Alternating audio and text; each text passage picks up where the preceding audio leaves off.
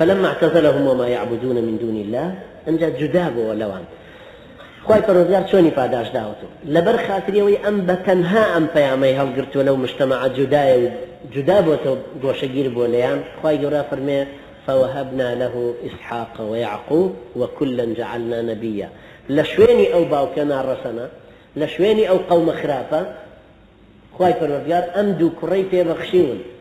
إسحاق يعقوب طبعا يعقوب كري إسحاق باشا ندوى يعقوب يشي يوسف ديو سلالي بيغمبر كان يتري بني إسرائيل دس بيكا خواي رب معنا پاداش دي داون خواي پروردگار چون أم بتكاني لبرخاتري خواش كان دوا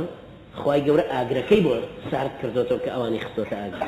ئەم لەبەر خاتری خوا فاعتزلهم وما يعبدون اعتزالی کردووە خواي گەورە زوڕێتێکی ئاوا باشتری پێبەخشی لە هەموو شتێکە باشتر تەعویزی کردوتەوە ئەم چەند غیرەتی بۆ خوا جوڵاوە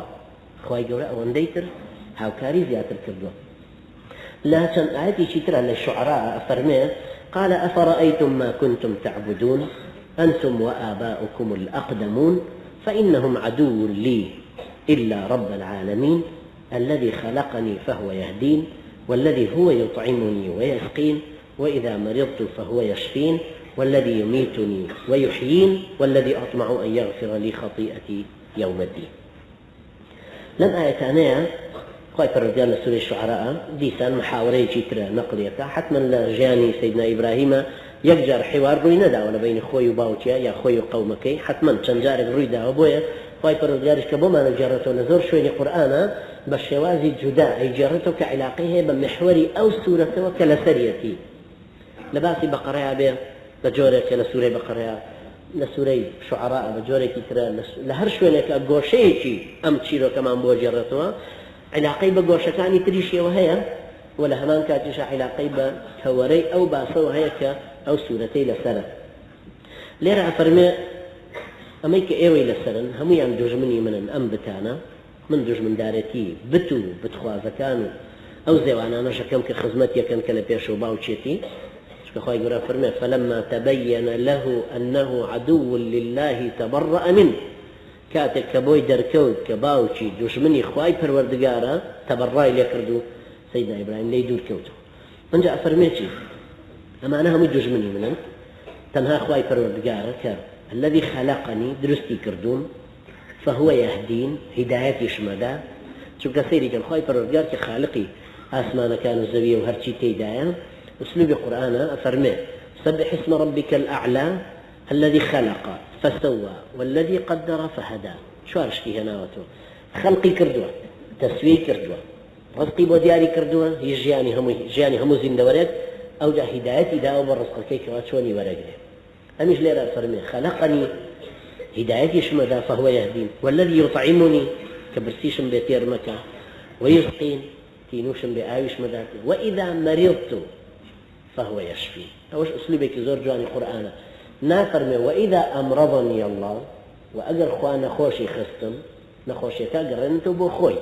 أوش أسلوبك قرآن كزور أسلوبك أدبي ودارشتني زور مهمة كايا هرو كل سورة فاتحة يا ما إخوانين همو روشك ألين صراط الذين أنعمت عليهم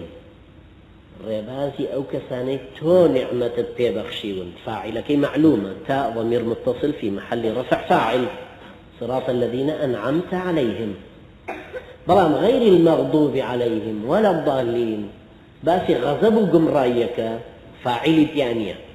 بو أوي الدليل بين السر أوي كالرقي خوايا الرقي ملائكة كان الرقي مسلمانانا قروب بتشوك همو كسر رقي لوانيك الربازي خوايا ونكر دوا